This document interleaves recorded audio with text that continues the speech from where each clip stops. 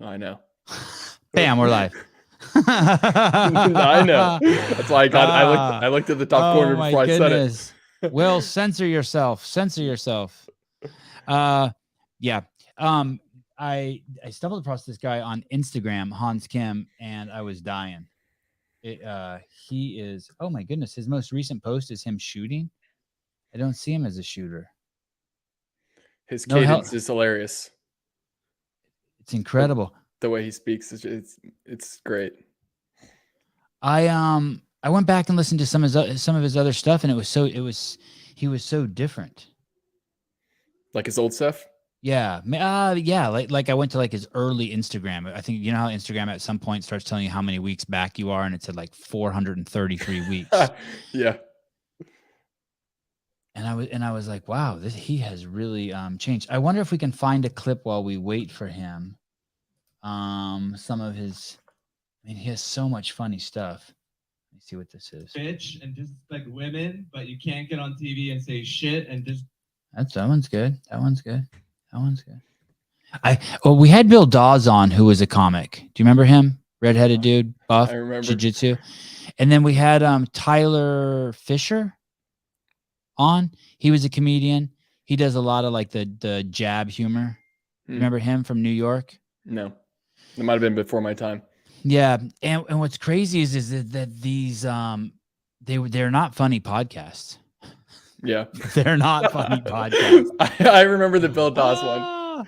It's not funny. It's like, I think in that one, he was saying like that we got into subject of abortions. He's like, who cares if babies die? I'm like, oh, I don't know. That's even a little hard for me to like explore. Like, I remember that part.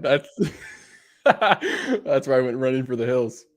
I'm like, okay. Here. Let's play this. I'm going to send you this link in the private chat. This is good. This is some pretty funny shit. I think maybe the reason why I like Hans Kim so much too is that he's the racism stuff just is right up my alley. His I don't know if his total views on racism. I think he's still pretty far left. But did I send that to you? Or did I put the link in the right place? Logan Mars is on. Okay, let's see if we can hear this. I don't hear it. Do you hear it? I'll try again. All right. Where you been, Will? How come it's been so long since you've been on the show? Did I say something upset you or something? Super mad. What the fuck is going on? Can you hear it now? No. Can you? Hans Kim. Of course, I can hear it. He does fuck. You can hear it? Can you guys hear? I can solve it immediately. I know. Oh, okay. This time it'll work. So, here, look at this notification I just got. StreamYard has lost access to your Facebook. Yeah, of course you have, because I fucking went to Facebook to find out what was going on. And do you know what they said to me? They want a picture of my driver's license to prove my age. How about you go fuck yourself? I don't even do Facebook. By the way, those of you in the DMs, if you send me links to Facebook or to TikTok, I don't go to those platforms. For nothing like personal against them. I just don't. I have enough going on with Instagram. Okay, here we go. Hans Kim. Hero they could look up to, and not just someone like Martin Luther King Jr. Oh wait, you got to start. Can we start over? Can we refresh it? It's been a while. Panther movie because it gave black children a hero they could look up to, and not just someone like Martin Luther King Jr., Malcolm X, or Harriet Tubman, or Thurgood Marshall, or George Washington Carver, or Maya Angelou, Rosa Parks, Nelson Mandela, Kofi Annan, Lawrence Fishburne, Will Smith, Jackie Robinson, Muhammad Ali. Now there's a fake person that dresses like a cat. Like, most people who are racist don't even realize how racist they really are. Like, this one guy comes up to me and he just starts going like, "저기요, 우체국이 어디 있어요?" I was like, dude, just because I look like this doesn't mean I speak your goof language.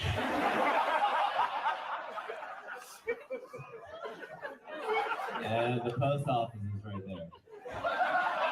But I was on an airplane and I saw a dude reading a book in Arabic, which kind of freaked me out. But then I saw him fold the corner of the page and put the book away, and I was like, oh, thank God, he's got future plans. My favorite movie is The Black... Okay, I'm texting Hans right now. Hans. Hi. Would you like to join us? 2 p.m. Pacific Standard Time. That's California, Baja California, Washington, Portland. I don't know. I guess some part of Canada.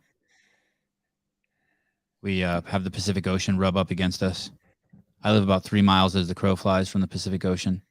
I've come inside, met Will Branister on some software called StreamYard that runs on Chrome. And Matt Souza has invited Hans Kim a couple weeks ago to join us to do this meeting, which is often referred to in the vernacular as podcast in 2022. Holy shit, it's 2022. And here we are. Hey, I watched a video saying that Facebook's fucked. Really? That the metaverse has no chance of making it. Well, you're gonna like this, and I actually thought of you when I heard it. They're basically saying that there already is a metaverse, and it's gaming. Mm-hmm. And the king of gaming, by far, no fucking second place. Not Sony, not Activision, nobody. The king of the metaverse right now is the king of gaming, and that is Microsoft. That's correct. And that basically they just bought Activision for $68 billion. And I don't know why you think I would like that. I have no relation to Microsoft. You don't? Zero.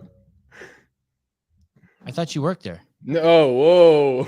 No, I don't work for Microsoft. Are you kidding? No, I seriously thought that. No, I do.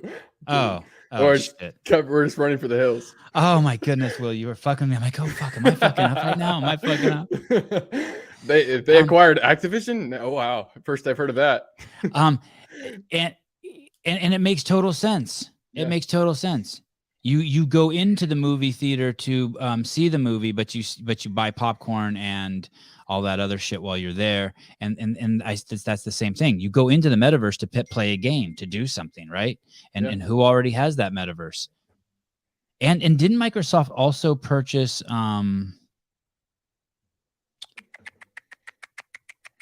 Fortnite? No, not Fortnite. What's the one? Oh yeah, Mindscape. Minecraft. Boy, that game Minecraft. I've seen kids play that. That seems like some crazy 1970s throwback shit. That's just crazy. This video I was watching said 140 million unique people get on that every single day and play around in that world with the blocks and shit. That's great. I used to play it when I was in like maybe 13, 14. That was my first entrepreneurial venture, was inside of Minecraft. Why? What can you do in there? What do you mean? I used to take contracts for people. I had a group of guys and we would build inside of Minecraft, like just cool sets or whatever. And we'd sell them to servers people were playing on. And so they'd pay us to build for them. Like we were like a construction service, but virtual. So yeah. Oh shit. The metaverse has been around. That idea has been around for so long because I was a part of it as a 13-year-old. I was making money off people. Explain to me Minecraft a second.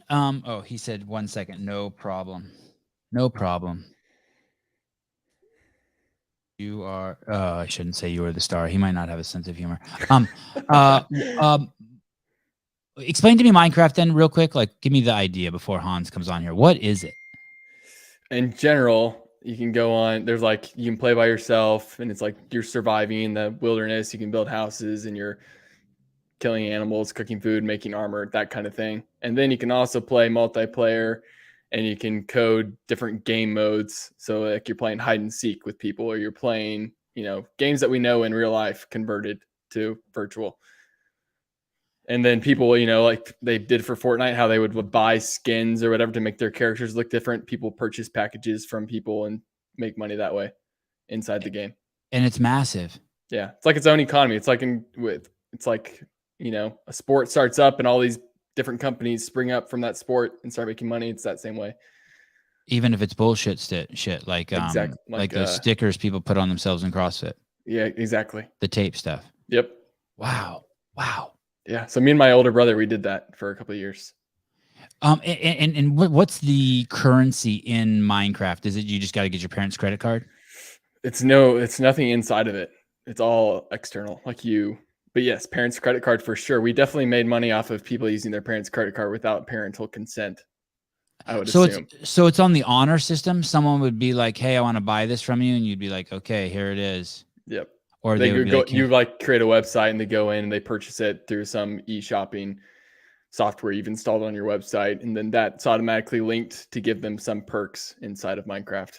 and then you give them your code, and now it's theirs, and then they change it, and so then they own it, and you can't Sure. get it back. Yeah. Like that. Kind of. Wow. Kind of like if I wanted to give you like my bank account, I could be like, "Here's my ATM card. Here's my PIN." Well, I guess you would need my ID, but yeah. Wow. That's that's how basically I'm guessing Bitcoin works too, and the whole blockchain and NFTs. It's just all just digital fucking passwords and codes. And okay, now this digital picture is yours. Here's the code, and then I give it to you. Yeah, it sounds. You have some more surety though with that kind of stuff. It's actually like the blockchain. What you're purchasing is actually tied to something real, quote unquote real. That's your number in the blockchain. Whereas if you were on Minecraft, you're just kind of, it's a promise or obligation that you're purchasing. It's not an actual something tangible that you can say, I purchased this number on the blockchain. It's now mine. Yeah. Tommy Rodriguez, Sevan, when is big news going to break? I thought you had a big CF news story come out. I did. I broke it this morning. Huge. Go back and listen to the whole entire show from this morning. No, yeah, it's it's just it's just clickbait. It's just nonsense coming, just pouring out of my mouth. I didn't know what I was talking about. It's coming. It's coming. I appreciate you reminding me. I suspect it's coming. We just need we have to be patient. I think I did say I think this week. I'm hoping this week. But there's tons of fun stuff going on. There's tons of fun stuff. In the meantime, consume as many of my podcasts as you can. Even when you can't watch them, just play them on your YouTube. Just hit play and walk away. As unethical as that would be. Mr. Kim. Hi. Sorry I'm late. It's not an issue. The world is perfect for us. I was on Central Time. Oh shit! So you're not even expecting to do this? I was earlier, but yeah, I'm ready now. I did a couple errands, but yeah, I got confused on the timing of it all. I apologize, Hans. We have a crazy audio issue. Is it buzzing? You sound like Megatron. Like you're gonna turn into a transformer and start shooting me. Let's see. It's like a maybe. Let's see if the listeners hear it. Do you guys hear it? Does Hans sound like he's has the Transformers sound effect on his voice? Do you guys? Hello. Is this? Oh, much better. Yeah. Okay. Well, it's What weird was that? because for me you sound weird now. Oh, do I sound weird to you guys now, Jared Cordell? Hello. You mean like it's stuttering, like like that? Yeah. Are you using that mic as your option? Yeah. Now so I sound fine right now? You do, and I think people say I sound fine right now. Yeah, you sound fine now. I just can't use my headphones to listen to you. Okay, do you want to take them off? Or you can keep them on for aesthetic. Yeah, I like listening to myself. So how do you It makes me feel like it's like you're professional? yeah. Hey, so can you hear no. me? Yeah. Great. 305 shows in and I still haven't figured out all the technical difficulties. What's this background behind you? This is a bachelor's apartment? Yeah, I just moved in here. I got a bunch of furniture actually in my van right now. I'm waiting to move it in, but for now, everything is just scattered all over the place. What are you waiting for? Like a friend to help you? I actually just got everything in the van, so I just need to move it in. But Right. yeah, a friend to help would be nice. This blue pillow that's adjacent to you, I think you might have a purple one too. I've seen it in some of your videos. Could you explain Yeah. that to me? This is a neck pillow. I injured my neck doing jujitsu. I have a herniated disc. There's like a little liquid that's pressing on a nerve. So if I'm standing up for a long period of time, this kind of separates everything and lets my neck rest. Wow. And is it effective, you think? Yeah, it helps me with the pain. And that black thing, is that like a pump that you pump it up with? Yeah. Wow. Oh man, there's so many questions, and you still have the tag on it, so you can take it back when you're done. I just haven't gotten around to taking it off. It's from Amazon, so I I had no idea you did jujitsu. I scoured your Instagram. I didn't see any Hans Kim rolling around. yeah, I had to quit because of the neck thing. I think I wish I could do it, but yeah, I think my neck is preventing me. I don't want to injure it further. How old are you? 32. Oh, you're still so young. You can wear that when you're on stage, even. Yeah, it's a little Right? distracting. I don't know. Your job. I mean, your job. You can say racist shit, and you could wear a fucking neck pillow. I mean, your job is like, Yeah. there's no rules. Like if you Yeah. show up to kill Tony on that, they're not going to be like, hey, you can't come back, right? They're going to be like, oh, look at Hans. Yeah, I just have to find a way to make it funny. It's funny. I'd like to, have some control. Yeah, not just like looking like an idiot, but like, I don't know, maybe I could make a concerted effort to work it into the show. Where were you born, Hans? New Brunswick, New Jersey. And how do you want to? I'm making the presupposition that you want to be funny. When does it happen to you? At what point in your life does it happen that you want to be funny?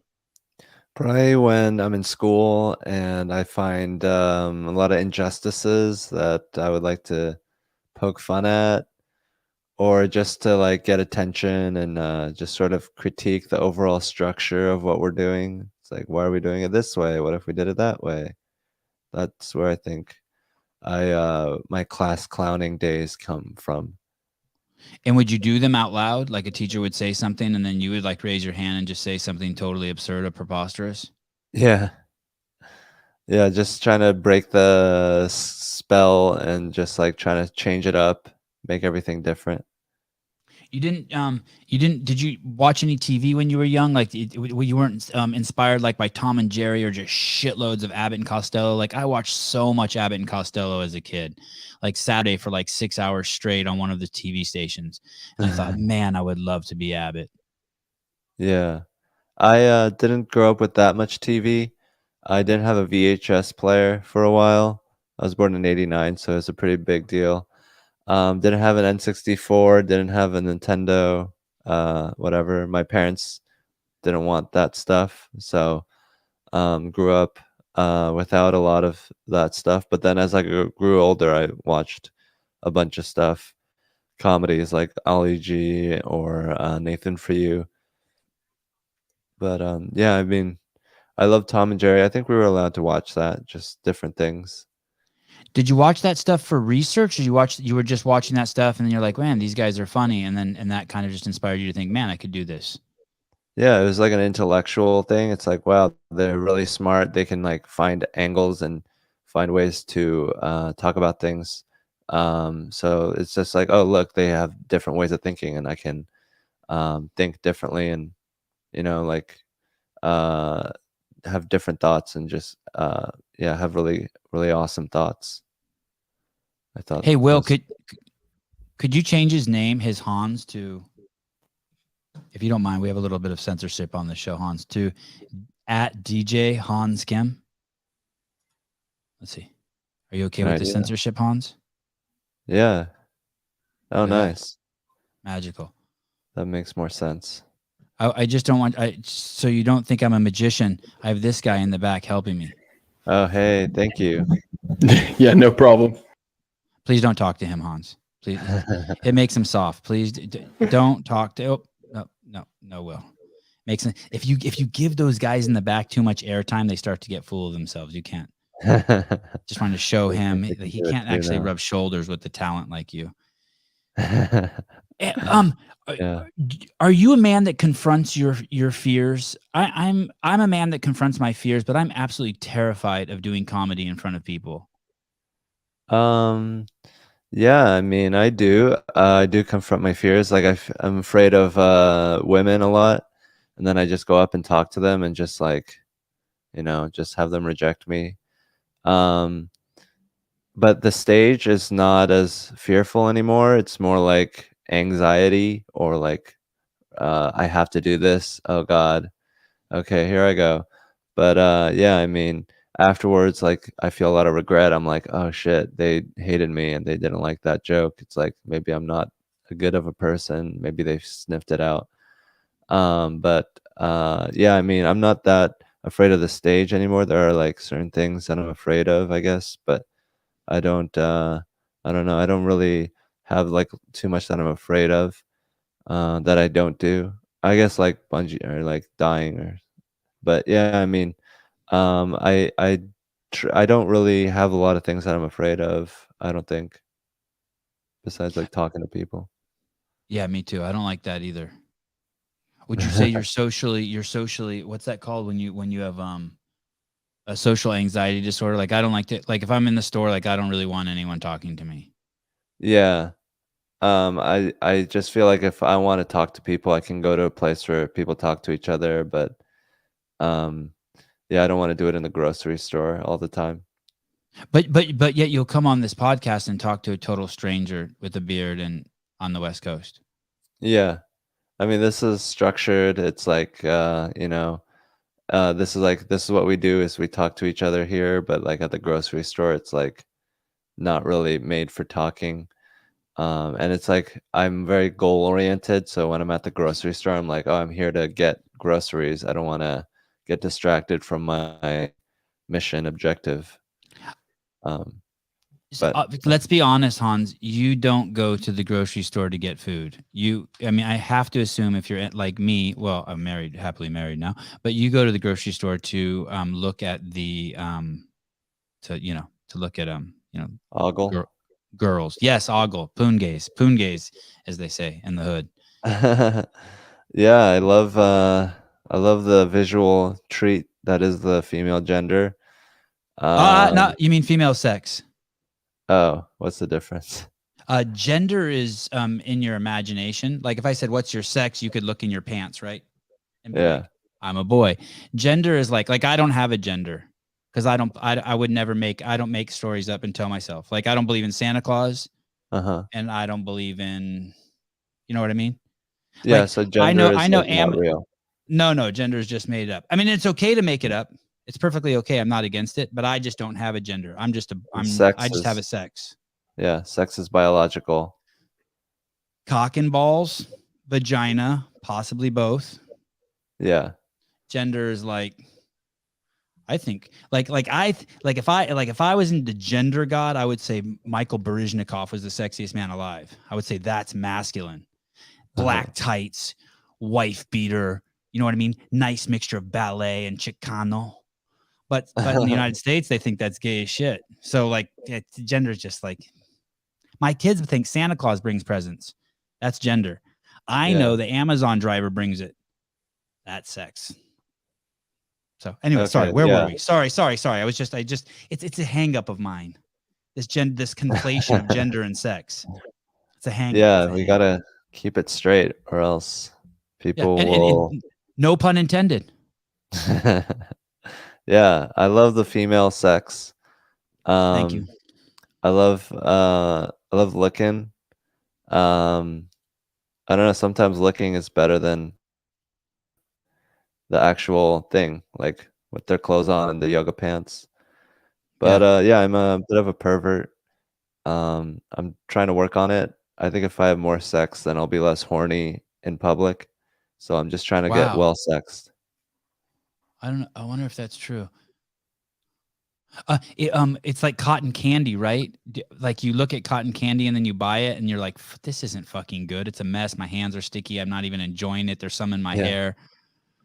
I'm going to get in big trouble for comparing beautiful women to cotton candy. But the Whole Foods in Austin, Texas has probably some of the widest variety of like, as far as watering holes go, it's got to be one of the greatest places to go ogle women, right? I mean, ogle in the most loving sense. Yeah. Yeah, it's a good mix of like Texas, purebreds, white people who have been eating good diets and been fucking each other, the hottest ones fucking each other for generations. It's not just white people though, is it? You got everything there, right? You got Puerto Ricans, blacks, Chinese. You got them all. I mean, don't you? Austin is pretty white. Oh, Maybe Whole Foods brings out more diversity in Austin. Yeah, there's not as many Mexicans as San Antonio, not as many black people as Houston. Um, but yeah, I mean, I haven't really been to the Whole Foods. Um, Usually on 6th Street is where I do a lot of the ogling. Just on the streets, there's a lot of beautiful people walking around. There's a lot of UT students, the health young bucks and does. and you look very young. So it's still you're not the creepy old dude. Like I'm not allowed in those Yeah. parts of town. Yeah, I mean, if you shaved your beard, I think you Well, could, thank and you. got your No. hair grayed. And put a mask, just as Santa Claus. Yeah, I mean, I'm 32. Why did you end up coming to Texas? So well, let's go back to New Jersey. So you're in New Jersey, and where do you go from there? And you lived in a van. I really like that. I lived Mhm. in a van also. Nice. I did it in 2018, 17 in New York City. Started out there. From New Jersey, I moved to when I was 7 years old to Seattle. From Seattle, graduated high school, then went to Atlanta for college for 4 years, then went back to Seattle after I got fired from all my jobs. And then in Seattle, I started comedy. Then I moved to New York for 3 years. Then I moved back to Seattle for a little bit, and then moved to LA for 3 months. And then from LA, I moved to Austin um, during the pandemic. I moved out of New York during the pandemic. Um, and Did then you have any pandemic fear? Do you have any pandemic fear? um, well, in the beginning in March, I did because New York was going crazy, and there was like a ship, the Mercy, and like they were having a hospital in Central Park. But now, I mean, I've already had COVID. Um, I think I can withstand it. I don't think I'm gonna die from it. But I wouldn't want to get it. I didn't enjoy having it. It's just like I would try to avoid it if I could. But yeah, I mean, I'm pretty healthy. I look young, so maybe COVID doesn't affect me as much. Yeah, But yeah, it's scared of you. I'm not afraid of it for myself. Oh, good. When you moved to Seattle when your parents moved to Seattle, there's a lot of Chinese people in Seattle, right? Seattle. Uh, Did your parents go there because family was there? No, it's Microsoft. My dad got a job at Microsoft. It was between that and Carnegie Mellon in Pittsburgh, so he chose Seattle. Okay, brace yourself. You ready? Hmm. Will works for Microsoft. No way. Nope, sorry, Will. There you go again, trying to fucking talk. That you guys, why do you guys have to talk to each other? It's like, goodness. Just okay. Will, we'll try one time.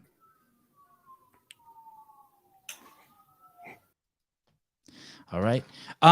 So he goes there for Microsoft, and then and you start your stand up there. Are you? How do you get the chutzpah to do that? Joe Rogan and just like disillusionment with any other career path. I couldn't really imagine myself doing anything else. So I was like, well, I might as well get good at something I actually want to do with my life instead of, just going through the standard and hoping that everything I get the approval of the economy or whatever, the boss that I just was like, I don't want to do anything else. This is the only thing that makes sense to me emotionally. So let me just do that. It's like a lack of other options, I think. So when you say Joe Rogan, meaning you saw some video on YouTube where he was saying, "Hey, chase your dream, chase your dream, chase your dream." You watched it 6 times in a row, and you're like, "Fuck, I'm gonna chase my dream." He put the idea in my head that comedy is a viable option and that like you just have to work hard and get better at it, and then you'll get good at it if you just work hard, and it's a rough meritocracy. Okay, Will, now I need you. I have to be nice to you now, Will. Will, can you look up that word for me, meritocracy, please? Thank you, sir. Comedy is a meritocracy, Hans Kim. So if it's good, I'll tweet it, even though I don't have a tweeter. A system in which advancement is based on individual ability or achievement. Oh. Okay. You like that, Hans? Is that the word you meant to use? Yeah, I think it was good. I just didn't like how Will had to talk. I wish that he did less of that. Oh, I love it when my guests are beating up on poor Willie too. Okay. So you and you saw that in a video. So that's crazy for you that you saw him on YouTube saying that shit, and then now you open for him on occasion. Yeah, he's my he's my idol, or not my idol, but my role model, my celebrity crush, my man crush, and Yeah. now knows me and that. I didn't get any of that. You broke up. Did you pay your internet? Yeah, sorry about that. But yeah, it's crazy. He's my role model, my man crush, and now we're friends. I think I can say that. And so it's just an amazing experience. My dreams have come true. Has he been to this apartment that we're looking at? No, no, no. Yeah, he doesn't really come visit me. I usually go open for him, and then we hang out in that area. But yeah, I mean, we don't really. He doesn't really come over and you know play Grand Theft Auto with me. But is that accurate? So you would watch his videos about basically hard work. If you put in the grind, you can become a comedian, but it's a fucking tough road to hoe. Yeah. Yeah, he was my inspiration, and he definitely was the one that was the one that I got the idea from, and he set me off on a good path and was like, "Hey, just work hard and do your best and all that." Yeah, fuck, that's crazy, man. Is any part of you tripping? Yeah, it's crazy when I'm like talking to him in the green room. It's like sometimes it's like my eyes are playing a trick on me, and it's like, is this a video screen or is this like real life? So sometimes it gets a little weird, but yeah, I mean, he's so in the moment that when you're talking to him, it's like hard to not be in the moment yourself as well. Right. And how did you get that gig? How did you get the gig for opening for Joe Rogan?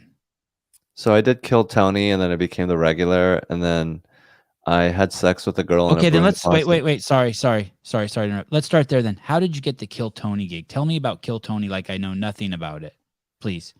So Kill Tony is a show where random comedians are picked out of a bucket to do stand-up comedy, and then a panel of professional comedians roast the comedian or talk to them and find out more about them and try to make it funny and just poke fun or make fun or laugh with or laugh at the comedian that got picked. And I did it a couple times, got pulled out of the bucket, had a good rapport, and then Tony got canceled for saying calling a Peng Dang. He was roasting him after a set, and Peng Dang put it up online and was like, "Oh, look, this is racist." And then Tony was thought to be hateful to Asian people, but then he had me when he came back from his cancellation. He had me singing the national anthem before the Kill Tony. So then he was like, "Okay, we'll give you a spot next week since you did the national anthem." So then I came back the next week and I did a set, and then he said, "We want to give you the regular spot." And I said, "Of course I want to do that." And so that's sort of how I became the regular. And then one time I had sex with a girl in a broom closet, and then Greg Fitzsimmons told that story on the Joe Rogan podcast. And then Joe had me open for him the next day because that he was like, "Wow, this guy is crazy," or like, "Wow, he's a regular on Kill Tony. Let's have him open for me at the show that he does on Tuesdays and Wednesdays at the Vulcan. But yeah, so that's how it happened. I became a regular on Kill Tony, and that kind of opened the door for me to meet Joe Rogan. It's like the classic dream that every comedian has coming to Austin, and it came true for me. So I feel super blessed. I'm gonna try to recap that story. There's a show, the largest live show on YouTube, Kill Tony. Mm-hmm. And you were a guest on that show after the show had gotten in trouble, whatever trouble means, from this guy Peng Dang, go fuck himself, for claiming some sort of racism on the show. And you came on there and sung and stole the show as a Chinese man singing the national anthem. They asked you to come back as a regular, and as a regular, that means you sit at the table and rip on the other dudes, or you're a regular that gets ripped on. No, yeah, I go up and do comedy every week, and then they rip on you. Yeah. Okay, and will you ever graduate to the table? And then do you graduate to the table so you do the ripping? Yeah, I've done that twice. Oh shit! So you have your gray belt already. Yeah. Okay, so and then from there. One day when you're at work, you have sex with someone at the Kill Tony set. You have sex with a patron at the venue in a broom closet. Yeah. Okay. Was it your girlfriend or? No, she was a girl who volunteered to kiss me on stage, and then afterwards, we consummated the appearance with intercourse. Did you fall in love with her? No. Oh. Maybe a little? Not really, no. No. Did you ever have sex with her again? I think I fingered her in the van. Man, I see I'm getting derailed here, but I never had a one night stand. It seems like it's so much work, and you're in the same bucket as me. It says so much work to meet a girl and get to know her and build a friendship with her and like all this stuff that like once you put in all that work, like having sex once seems like a fucking complete like it's like buying a glass bong, smoking and throwing it away. No, that's what you do with the fucking apple. That's what you do with an apple. Smoke it once. Right. A girl like this is a glass bong. You spend a lot of money on this. This is an investment in your time. And I don't know. Do you kind of feel me on that though? Like just doing it once with the girl. Did you have her phone number? Could you do it again if you wanted to? I think she has a boyfriend now. Oh shit. But there was no like investment in cost. It was just like we just met on stage, and then we had sex. So it was like, it wasn't like I put in a lot of effort or right or a lot of money. Has anything like that ever happened to you? That's nothing like that has ever in a million years has happened to me. Like I went to a bar and some girl's like, "You're cute. Want to go home?" Tinder. I've met a couple people, and then we've had relationships, and then it ended. But yeah, there's rarely, very occasionally, there's like casual sex that I stumble upon. Usually I have to be in a relationship to have sex. Yeah. There's like different ways that I have sex, but I'm always thankful for whenever it does happen. And there's different ways. What do you mean? Like Tinder, meet them at the bar, prostitutes, like just the whole, like there's different. Yeah. Different commitment levels, different investment, different pursuits. So it's just, I don't have that much sex, so I'm probably that was standing sex. Yeah, in the broom closet, doggy or bent over from the back. Oh yeah. Oh, that's nice. Yeah. That's really nice. That's cool. That's fun. That's so fucking fun. Wow. Okay, Yeah. and then you told someone on the show this, a guy named Fitzsimmons. Yeah. And this friend, in a more intimate setting, shared the story with Joe, and Joe was like, "Fuck, that he didn't even need. He must have seen some of your work." I'm sure he has. I mean, maybe he saw a couple Kill Tonys, but he knew that Tony passed me as a regular, so I had Tony's seal of approval. I just saw something of yours pop up on my Instagram, and I use Instagram just to cull the herd and look for people to have on my podcast. And I saw you on Instagram, and I was like, "Holy shit, this guy is so funny!" Thank And you. I just and I was just dying, and I reposted it and I sent it to all my friends, and I was like, "This is fucking great." Do you remember what clip it was? Yeah, it's a ton of them. But the first one, oh yes, the first one is the Black Panther one. Oh yeah, nice. That was the first one, the Black I- Panther one. I was like, yeah, this is, yeah, duh. I mean, Yeah. it's so good. Like tokenistic Marvel movies is how we communicate now, and it's like that we don't need that to legitimize a culture. Like there's actual things that cultures do that are awesome that we shouldn't just praise a movie.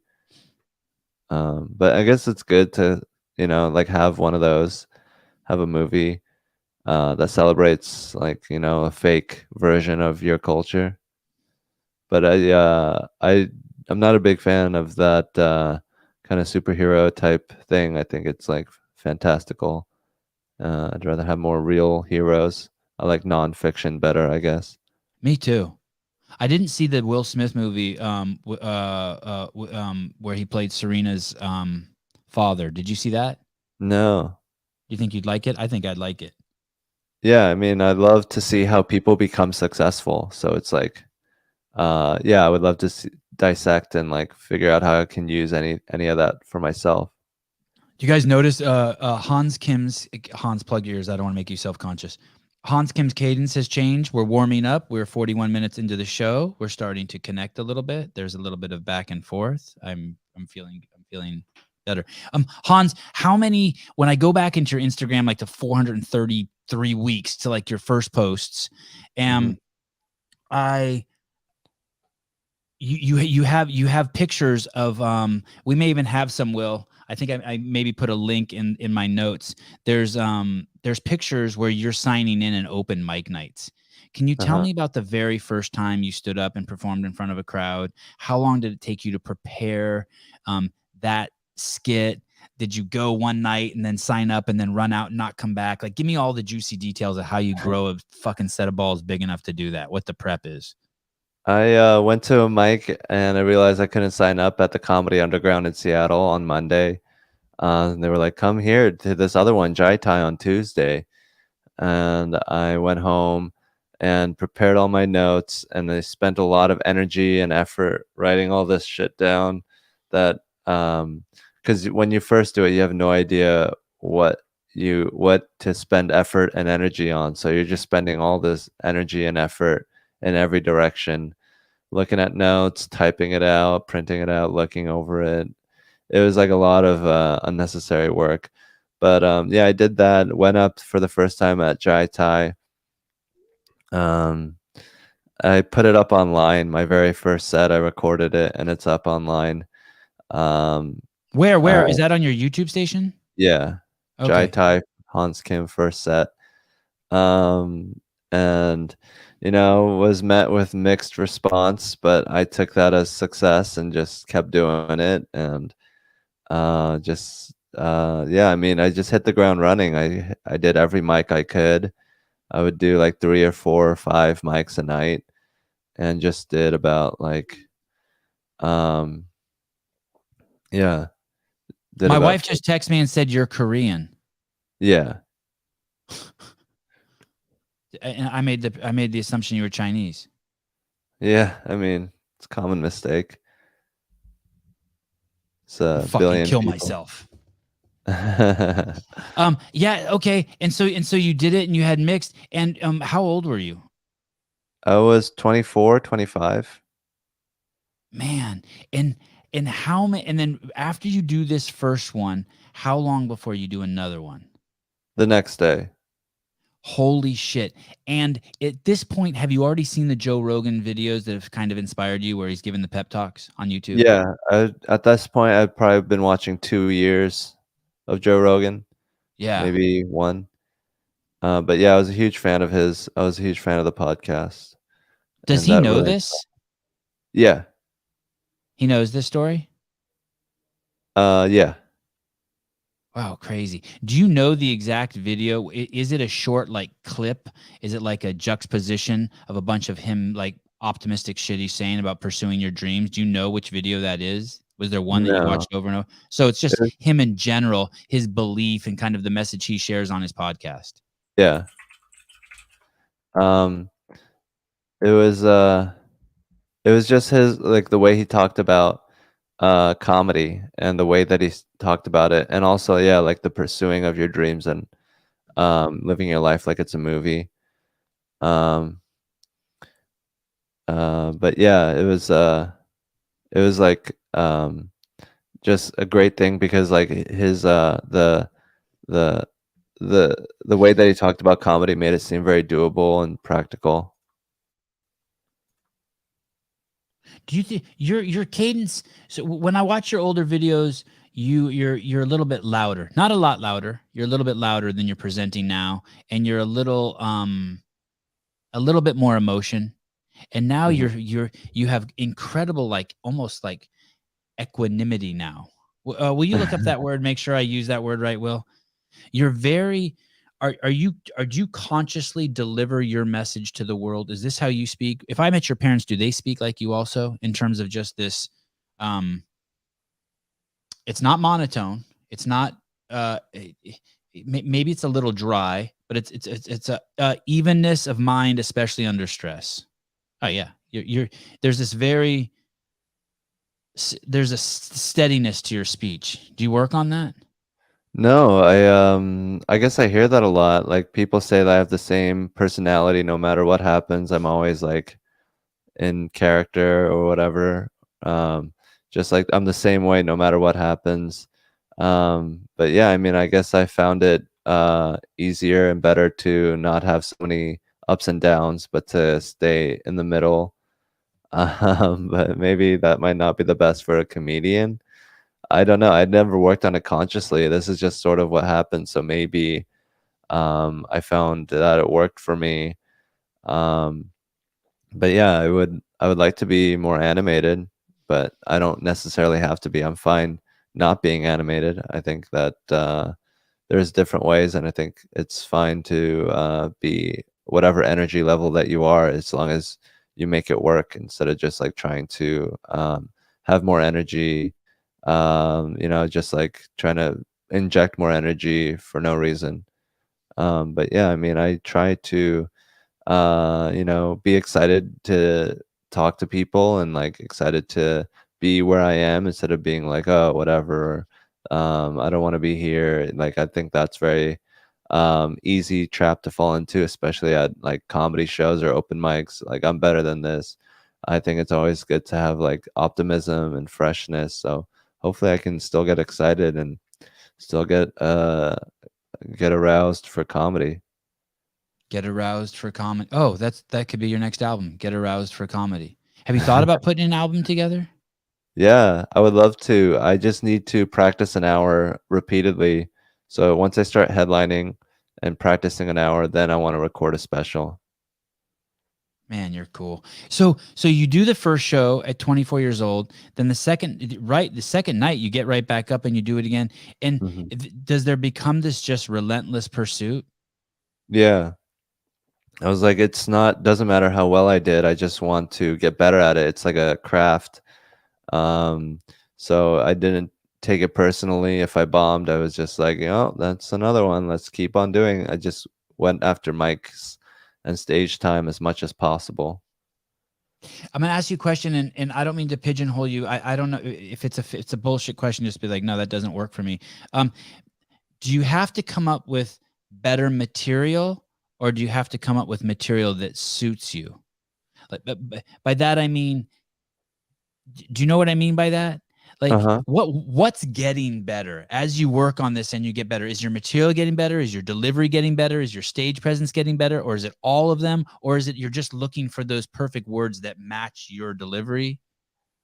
Yeah. I feel like I just try to say the best jokes, the best materials, and then whatever that is, hopefully is me. Like me is me trying to be the funniest possible. So I don't try to be like, oh, this is a good joke, but it's not in my voice. It's like, well, I mean, if it works, it works. So I tried to just write the best, funniest jokes possible and not worry too much whether it's me or not, because me is malleable and getting better every day, hopefully. So I don't want to be like, I'm this kind of person. I can only joke about cars. I think that would be very limiting. So I just tried to, I don't try to think of like, oh, my character, but like if there's something like, oh, I look like an autistic Asian person, so it'd be funnier if I said things about that. I do use my appearance as a weapon to get some laughs in the beginning, but I don't go out of my way to define myself as this type of person or that type of person. How many ups do you think you've had since you're 24 now, or you were 24 then, you're 32 now, 6, 7, 8 years? How many ups do you think you've had? Have you Ups? ever, Oh, like gone up on stage? yeah, or anything, coffee shop, bar, anything? Probably since I've been doing 9 years, and there's like 400 times I go up every year, Are roughly, you probably kidding more. me? Yeah, no. Yeah, they're like So short twice a sets. day some days, twice a day some days. Yeah, I mean 3, 4, 5 times some days. Sometimes for 15 minutes when I was doing it in Seattle, I would find music open mics and do 3 or 4 of them a night, 5 or 6 maybe. And then in New York, I was doing as many as I could, 6 or 7 a night. Um, and in Austin, you can do about 6 on a Tuesday. So I would say maybe even like 800 sets a year. It's really hard to say, but I would say like 9,000 sets, maybe 8,000 sets of comedy that I've done, that I've gone on stage at. It's amazing that you even had time to do jujitsu. Is there anything else in your life besides I comedy? play pickup basketball with my friends. Uh-huh. Um, I um, I do StarCraft 2. I had a project where I built a van to live in, Yeah. so that would took up us some time. And then like yeah, I mean jujitsu, yeah, playing guitar, playing ukulele and stuff. Oh shit. What was your preferred, this is a total side question, then we got to get back to this performance thing. What was your preferred bottle for peeing in the van? Was there a beverage that you thought had the best screw cap, best diameter to stick your dick in, all that stuff? Probably a liquid detergent Oh. bottle from a laundromat. Usually they throw that away, and then there's already soap in there, so the first couple batches are self-cleaning. And it doesn't even smell bad. Yeah, until you keep it around for too long. Did you ever get any soap on your dick and it burned? No. Like some blue tide on your helmet and you're like, what the fuck? And you're like panicking and Well, grabbing a wipe? No. no, I mean, that'd be kind of gross. I usually maybe touch the you know, the rim, but usually the rims are like pretty big on a laundry detergent thing. And there's a handle. Yeah. Sometimes they have 2 holes, so I'll pee in one hole and then dump from the other hole. Oh, you'll reuse. You would dump a container and reuse a container. Yeah. It's not seal and toss. No, until the Fuck very Hans last batch. Kim, good for the environment. Hans Kim. Yeah, I don't know, because I was pouring pee down storm drains. I was that's fine. Whales pissing shit in the ocean all the time. Anytime you feel like you're pissing shit in the ocean, it's bad. Don't worry about it. Whales just fucking that shit up.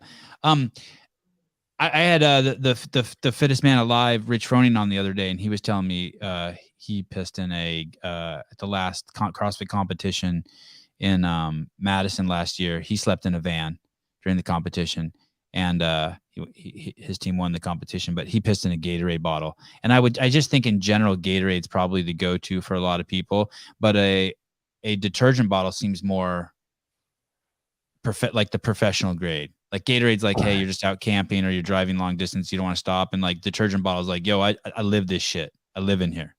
Yeah. Like It's it the could hold like Maserati of pee bottles.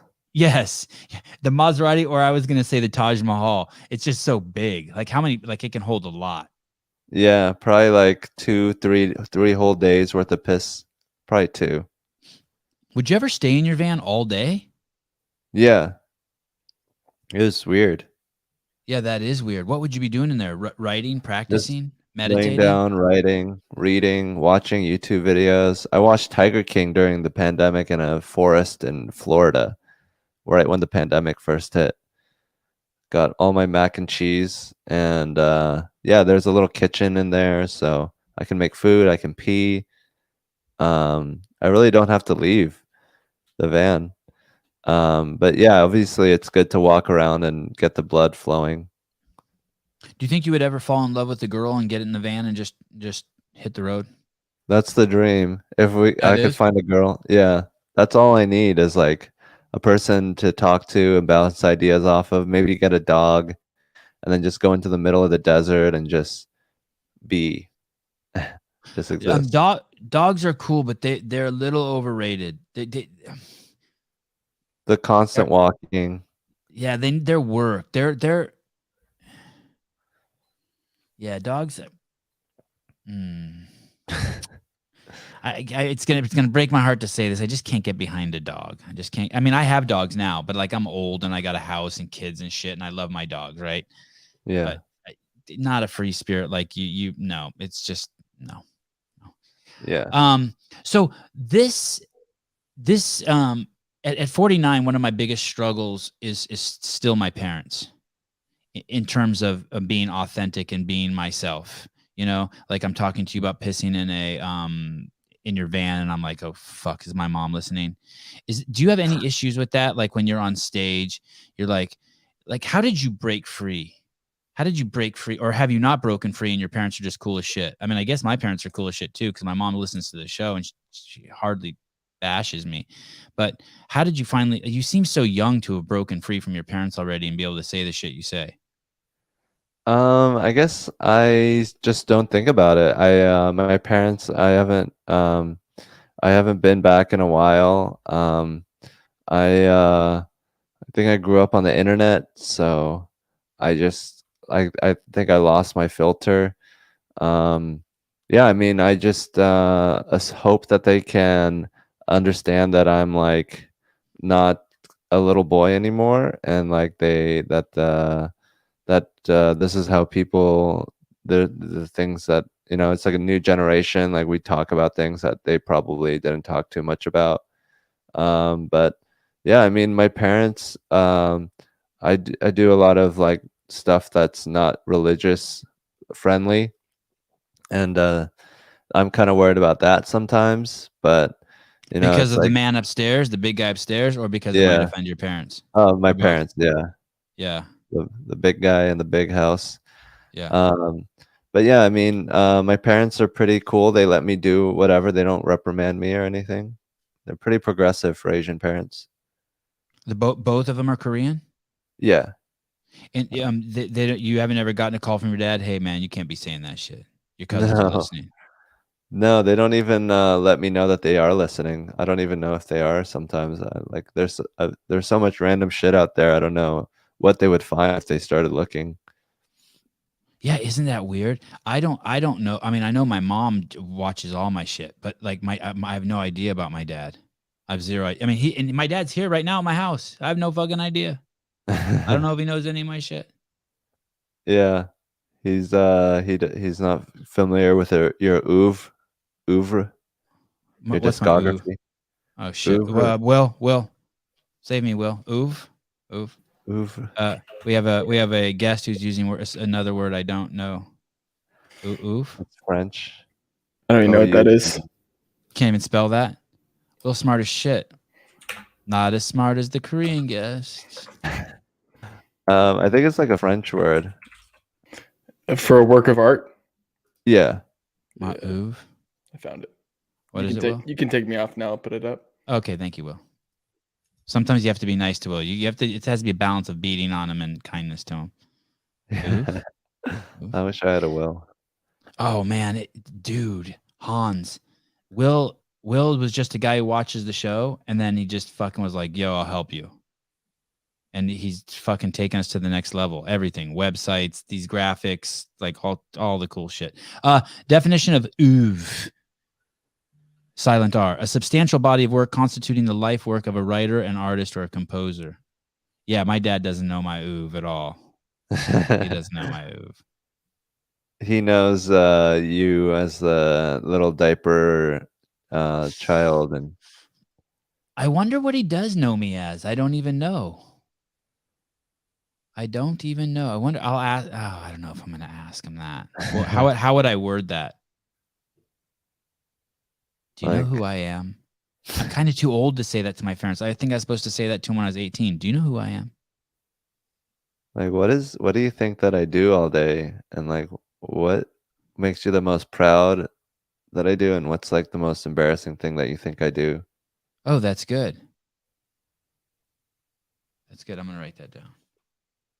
So you don't have any hangups with your parents. You're not like, hey, you're still trying to make your parents proud, or you're not worried about what you're saying. Yeah, I don't. Do you don't remember really how you have. got over that, or it was never there? Or was there a moment where you're all, fuck it, I'm free? Yeah, I mean, I lived with my parents till I was 28, doing comedy. So it's like I was always in the. I mean, I didn't. I relied on them for a while. But yeah, I mean, um, yeah, I mean, it's not like a big internal dialogue that I have is like my parents, which I think is unfortunate at times and fortunate and other times. Um, but yeah, I mean, yeah, that's not one of my concerns. I can relate to it though. I would hate for my parents to see something embarrassing of me. But yeah. Dylan Val, Tony made it a thing for weeks. So there is a guy named Tony who's the Kill Tony guy. There's the guy. Yeah. Okay. Tony made it a thing for weeks to have random girls. I bet you they weren't random, but I'll cut you some slack there, Mr. Dillon. You're a friend of the show. Girls and strippers come on stage and make out with Hans. Yeah, man. So I saw some braless girls and stuff coming up there. Yeah. And and do they tell you ahead of time that this is the plan for you, or you just have to be a go with it kind of guy? The first one was unplanned. The rest of them were sort of planned. I knew about it. It was like a running gag. But yeah, I mean, it was a great time. I really enjoy the female sex, so it was great to be able to, physically enjoy them with my lips. But there's people watching. Isn't that part kind of weird? Yeah, I mean, I think sex can be very performative for some people. Yeah, you've gone straight to the performative. You're like advanced. Yeah.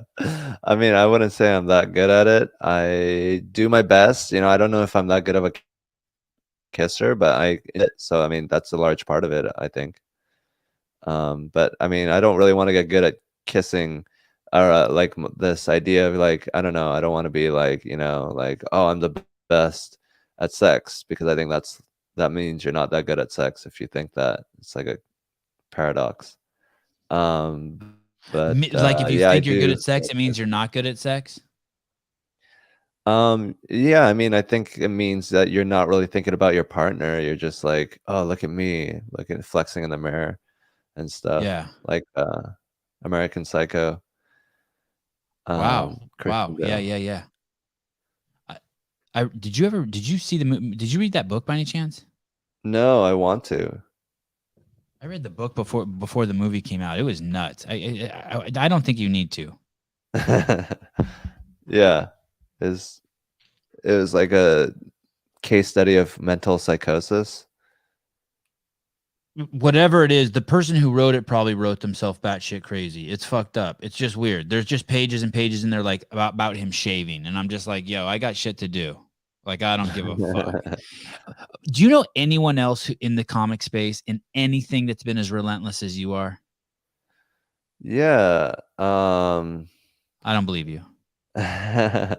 There's a lot of people that work hard, especially in New York. There's a large hustle culture. Um, my friend Alvin Kwai, I know, works hard. He does a lot of mics as well. Spell his name Others, for me. Alvin, and then Kuai, like the Hawaii thing.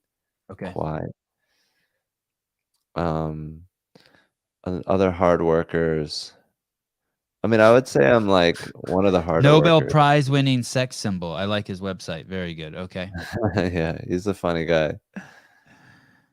Um, yeah, I mean, there's a large culture of people that work hard with comedy, which is sort of interesting because like people think that you lose personality if you just grind it out, and like you might do a lot of sets, but then that like you're losing something. But I luckily I don't subscribe to that, or don't have. I can develop my personality through writing or going up a lot. So I mean, I interview a lot of athletes, and there's athletes like that too. There's this athlete that I had on the show recently, Sarah Sigmund's daughter, and competition's important for her because she that's where she feels like she really can work on herself in competition.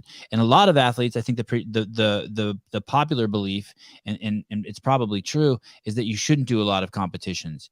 You should be very balanced. You should be careful. When the competition's going, people try their hardest. That's when they get hurt. That's when they get burnt out, et cetera, et cetera. But you're of this guild. You're of this thought, this belief, or you're of this practice that you don't feel like you're in a box when you're on stage. It's not a place where you feel trapped and you can't explore shit. You feel like you go out there to explore shit. yeah, it could be a good thing. It can like help you and grow and learn the tricks of the trade and learn how to talk to people and learn like what you like to do in front of an audience, and what is funny when you say stuff on stage, and like how to interact in that scenario. Like if you're just talking one-on-one with people, that's a different social interaction than in front of a stage with a bunch of people. So it's just like a different social dynamic that I just thought I could overload, like get a baptism by fire and learn how to do that by just doing it a lot. Because I've always been sort of analytical about social situations. It's never been natural all the time, although at times it feels natural. But yeah, I mean, it's like I just think that as long as you have good intentions and you're like, oh, this is just a game, talking and comedy and interacting with people, but also like doing it with good intentions and not being analytical or psychopathic about it, I think is it helped me like just be like, oh, I'm just gonna learn how to talk to people on stage, sort of like a game for me. um and trying to use my emotional detachment as a benefit and not as like a psychopath that's going to use society to get some hedonistic pleasures or power. Maybe that is what I'm sensing. You use the term to. Well, hold on. Will, what is this shit right here? Do we block these people? What is this shit? Verlife and Vumnigo. Do we just block that shit? Just like fucking forever, just block out those jack. What you said, emotional detachment. So you feel like even now as I communicate with you, is that what I'm sensing? An emotional detachment? No, I think that's like a bad. I shouldn't have used that word. It's like Okay. I guess there's like more conscious, more analytical, intellectual energy that I have.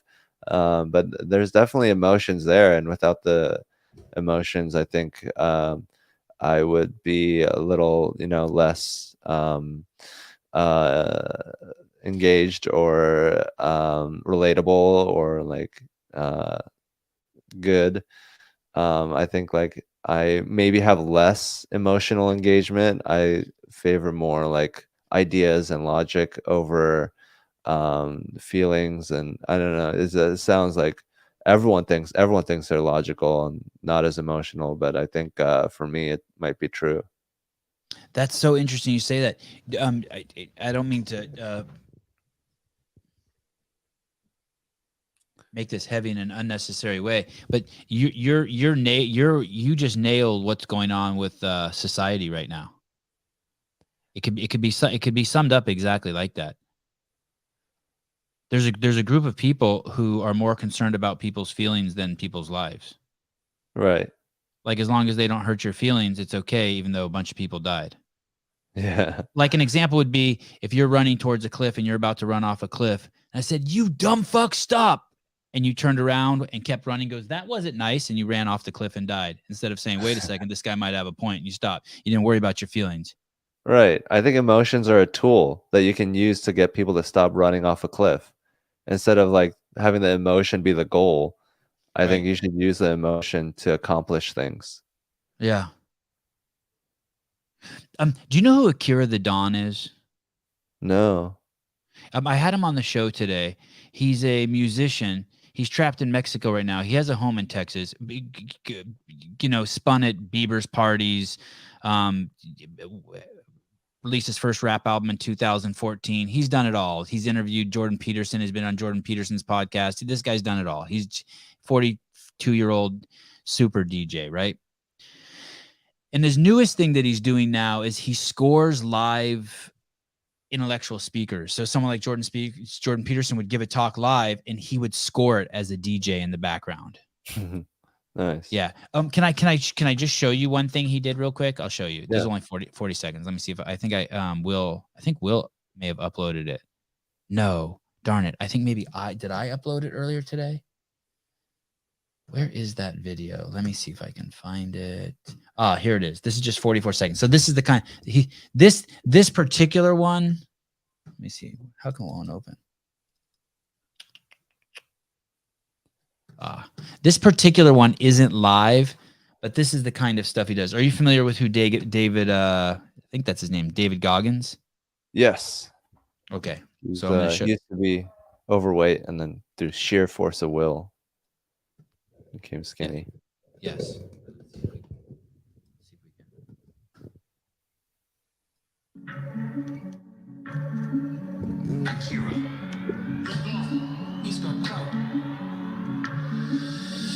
I had to first ask the kid, "Who are you?" At the core of your soul.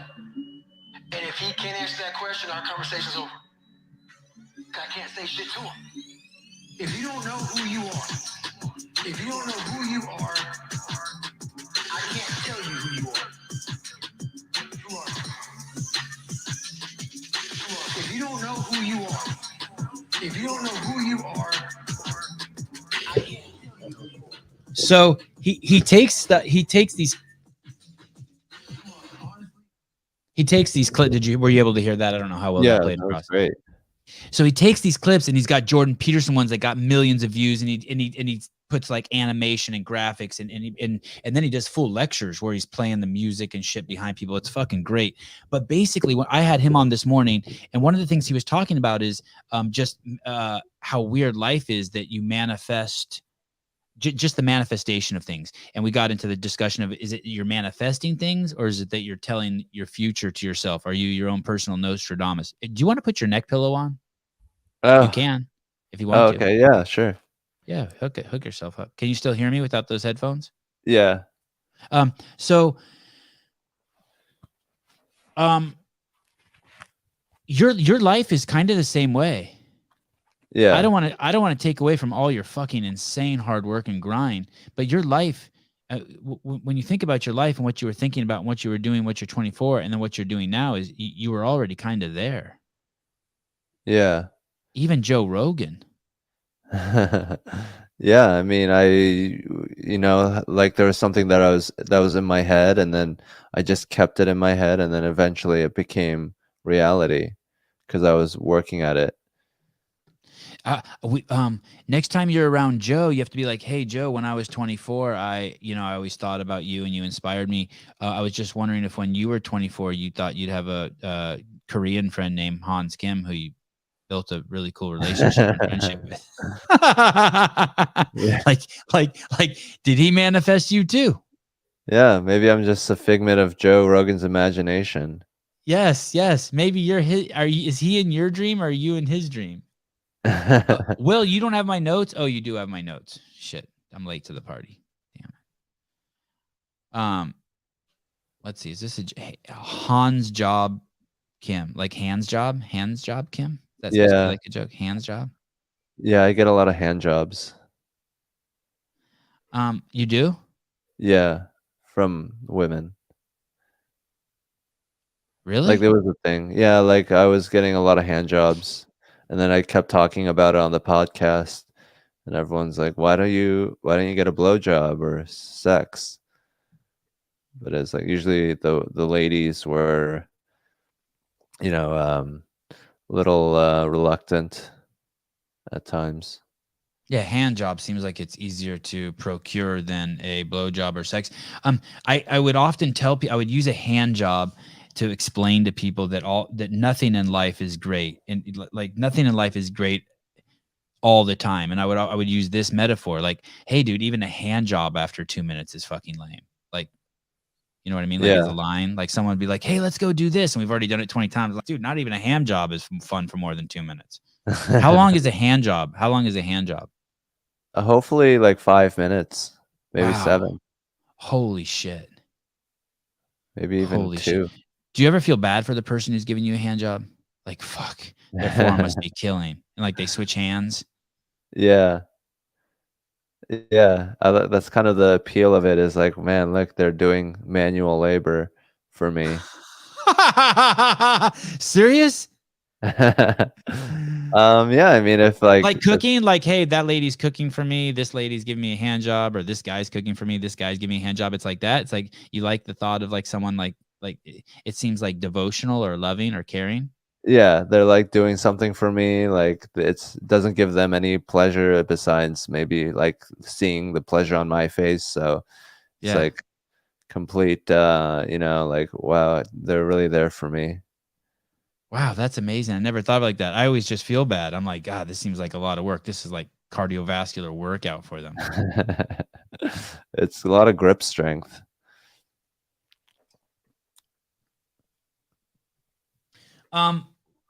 How close are you to this? Well, wait, is there you're in this upward trajectory, right? Yeah. Like I'm gonna say something. I don't mean this in a mean way at all, but like when I click on you and I click on all the pictures of your friends in the last like year, your Instagram account has like 40,000 and their Instagram accounts have like 1 to 6,000, right?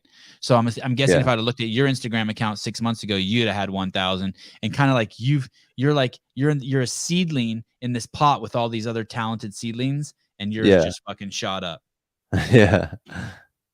Yeah, it's like random, like whatever people decide to reward and stuff. But I mean, I've been doing it 8-9 years, so I don't feel too bad.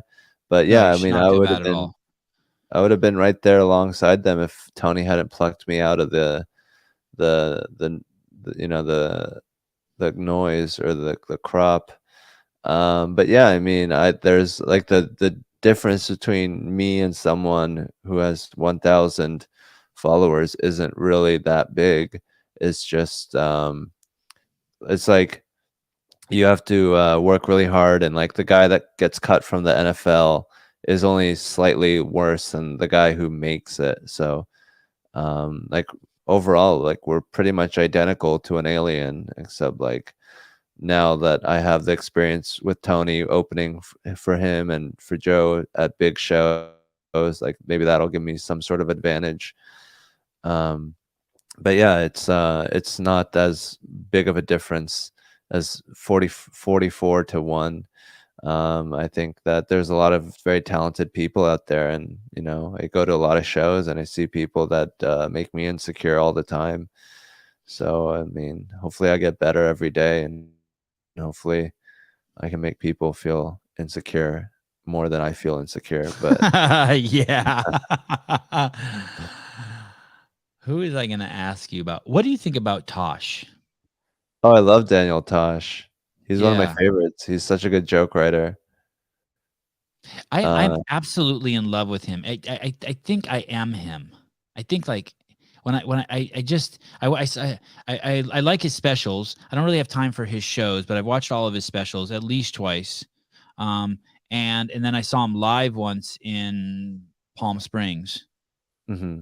And man, he's just I'm glad you like him. What do you like about him? Why do I like him? Why is he so good? What tell me. Let's give him a hand job right now. A Hans job. A Hans job. I Yeah, think let's give him a Hans job. I think he's very smart. I think he's very articulate and he explains the issues in a very real way. He's like observing reality. He's not creating a delusional world to live in. Um, I think he's like aware of what is going on in his head and around him, and he just is very good at explaining things. And um, yeah, I mean, he's uncompromising. He's like, this is reality, and then I'm gonna use this to be funny instead of being like, well, I think it'd be funny if this happened. No, he's like, this is what's happening, and then let me make humor on top of reality instead of like creating a fantasy world from where he can be funny from. It's just like he's making fun of the world as it is. Um, and he's really funny and really got good jokes. And he's like delivers it like these are the jokes, here they are, and I'm gonna say them flawlessly. And it's like ideas are like very like he's just like just the strength of the idea. If you don't like it, that means you don't like the idea, or like that's an issue with you. But yeah, I mean, I think he's really strong in terms of like saying the right things and being able to describe the world that we live in and make humor out of the world that we all share, sort of like a fantasy world. There was a point in there where I was thinking, would you say that's brave and sort of instead of making a fantasy world to make fun of, to work with the world at hand? Would you say that that's brave? Yeah, I think a lot of people don't want to live in the real world and they resent having to be here. And so if you drag them into the real world, they're like, "Oh, why did you do that?" This And, is and Chappelle's doing the same thing, right? yeah, It's real world. uh-huh. Yeah. He's like he's honest with his appraisal of the world and his solutions. Um, this is going to get maybe a little heavy. Will, can you bring up my Instagram for a second? I want to show Hans something. I posted a picture of this boy who died from COVID. He's 16 years old, and CNN reports him as healthy. And there's 100 of these posts out there, right? Like there's 100, at least 100. In the last 2 years, I've collected over 200 of these where they say, so this is word fuckery, right? It says healthy teenager who took precaution suddenly dies of COVID-19. Now, this is a child who's should weigh 89 pounds and weighs 389 pounds. It's almost 4 times their body weight. They're so obese that the ears are being swallowed by the fat on the head. On top of that, I would argue that what you're doing is this is the roots of what we call systemic racism. CNN is spreading it because they're according to their logic, they're telling everyone who looks like this boy, a 16-year-old black boy, that this is the paragon of health.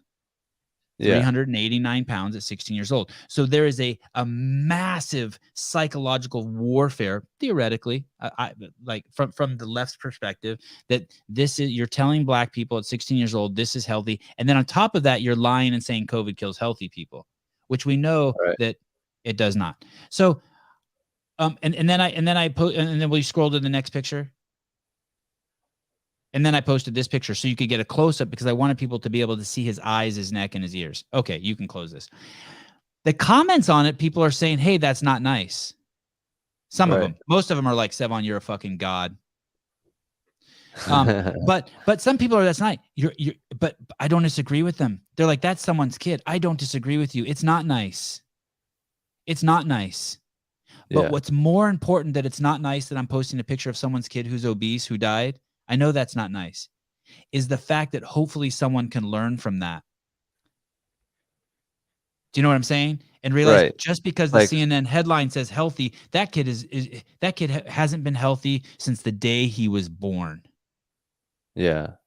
And it's not okay, white, black, or Korean, to be 389 pounds at 16 years old, unless you want to die of some virus. Yeah. I mean, it's like the guy running off the cliff. You just want to be like, hey, this is not a healthy way to be. Yeah. There's probably a reason he died, probably because he was fat. And yeah, I mean, if we should have a healthier society that isn't so susceptible to dying, like that's an important thing. Is like we should make sure everyone's healthy. And this is why this is the greatest show on the internet, because there's a comment here that says a lot of pre-cum, and then right after there's a comment that says it's so sad.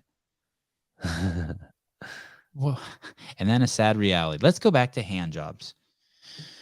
What happens? Do you, when you get a little bit of the success from Kill Tony, do you feel any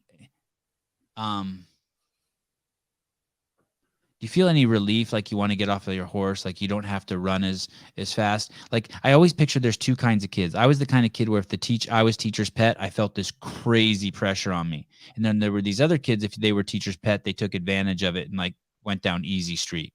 Like, now that you're kind of in the inn, are you taking easy street, or does it feel like even more pressure? I mean, I haven't been doing as much comedy as I'd like to be doing. I've just been doing shows. I'm sort of setting a price for myself and making myself exclusive so that there's more demand. So Wait, is that in why you that charged me way, $1,000 to come on the show? Is that what you mean? yeah, I mean, yeah, it's just more important that people know how much I got paid than me actually getting paid. It's all perception and PR. But yeah, I mean, it's I still have the same drive. I mean, my motivations weren't purely just success driven or just like, oh, I just want people to approve of me and then I can quit.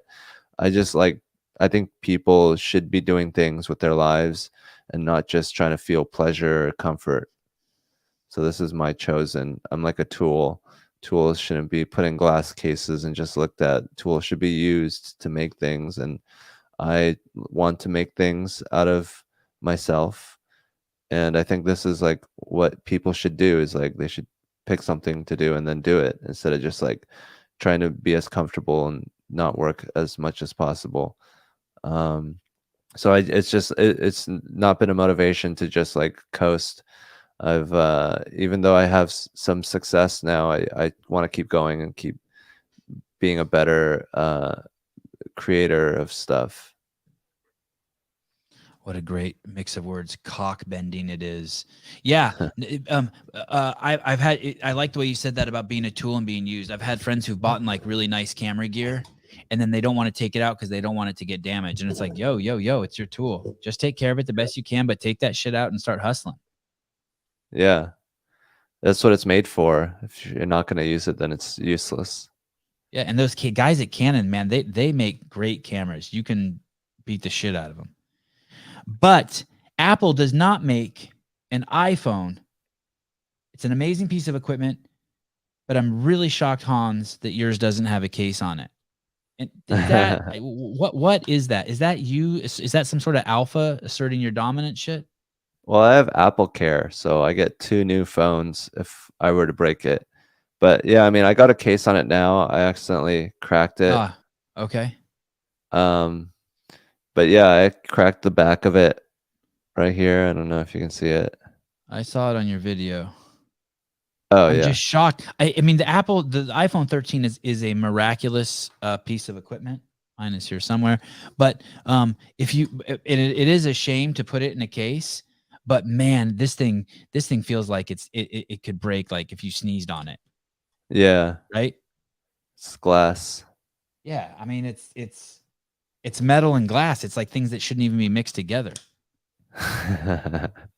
Yeah, because the metal can break the glass.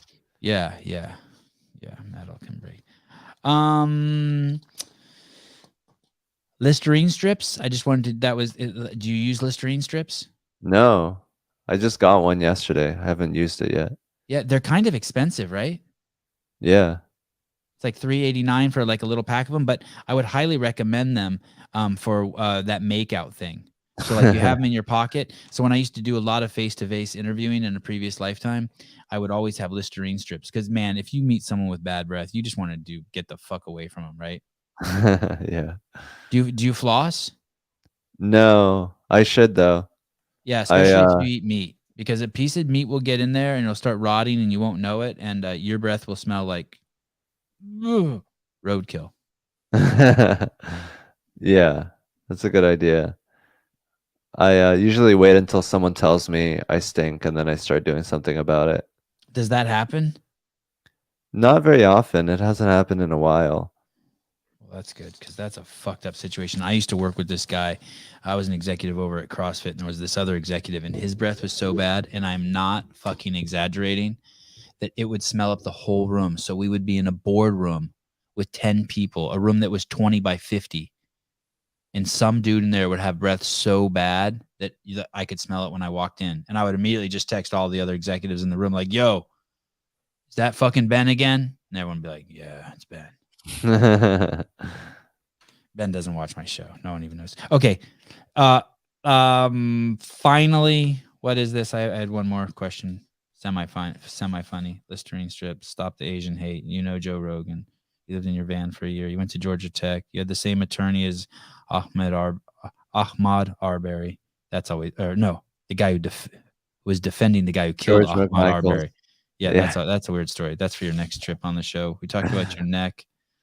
You've done a lot of. Damn, there was one more question on here. Kissing, boobies, double dab. There's really nothing better than taking a girl's bra off in life. That's not one of my questions, but I just thought I'd share that with you. You've been too high at one of your performances. You've gotten so high that you're like, oh fuck, how am I going to do this? And then gone on and did it. Yeah.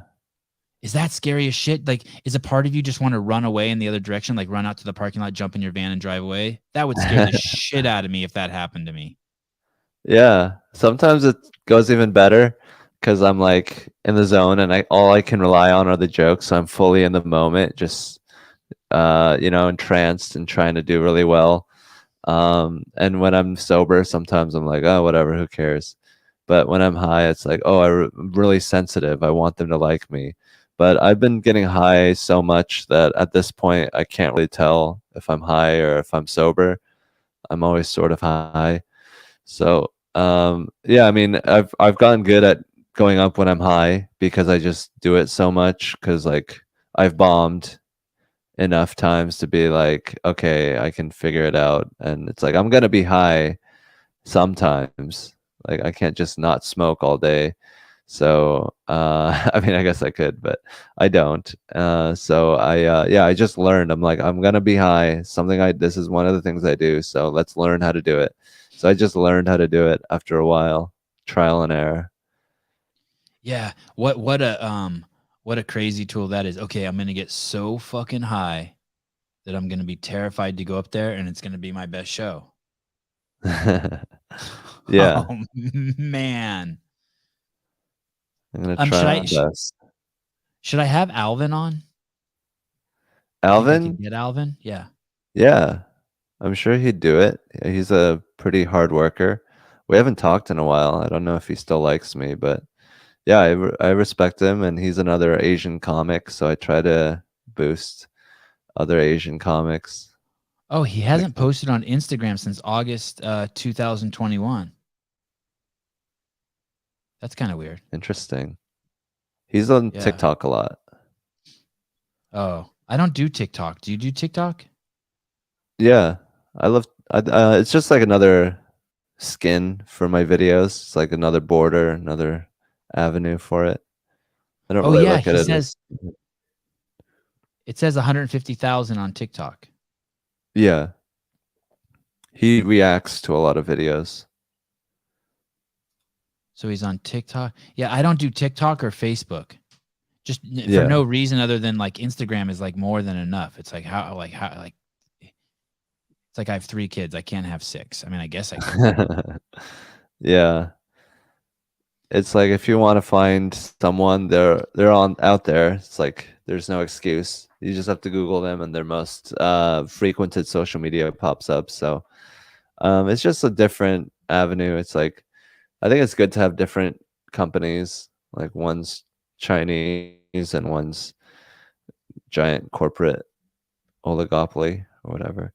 So it's just different evil companies fighting for our videos or our attention. So I just like to diversify it in case one of them gets banned or canceled. Yeah, that's a good idea. Okay, so I checked his TikTok account. It says 17 hours ago.